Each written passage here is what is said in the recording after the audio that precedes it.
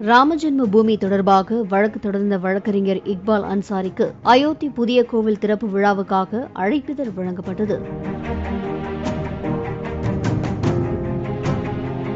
ஜனவரி 22ஆம் தேதி அயோத்தியில் புதிய ராமர் கோயில் திறக்கப்படுகிறது. அன்றைய தினம் மூலவரான குழந்தை ராமரின் சிலை பிரதிஷ்டை செய்யப்பட உள்ளது. இதற்கான ஏற்பாடுகளை ஸ்ரீ ராமஜென்ம பூமி தீர்த்த கஷேத்திர அறக்கட்டளை மேற்கொண்டு வருகிறது. இந்நிலையில் அயோத்தி ராமர் கோவிலுக்கு எதிராக வழக்கு தொடர்ந்த இக்பால் அன்சாரிக்கு அழைப்பிதழ் வழங்கப்பட்டுள்ளது. இதுகுறித்து செய்தியாளர்களிடத்தில் பேசிய இக்பால் அன்சாரி, பகவான் ராமரின் சிலை நிறுவப்படுவதில் தான் மகிழ்ச்சி அடைவதாகவும், இந்து, முஸ்லிம், சீக்கிய, கிறிஸ்துவ மதத்தவர்கள் இணக்கமாக வாழும் இடம் அயோத்தி என்றும் குறிப்பிட்டார். இந்த வழக்கில் உச்சநீதிமன்றம் வழங்கிய தீர்ப்புக்கு நாடு முழுவதும் உள்ள இஸ்லாமியர்கள் மதிப்பளித்தார்கள் என்றும் அவர் தெரிவித்தார்.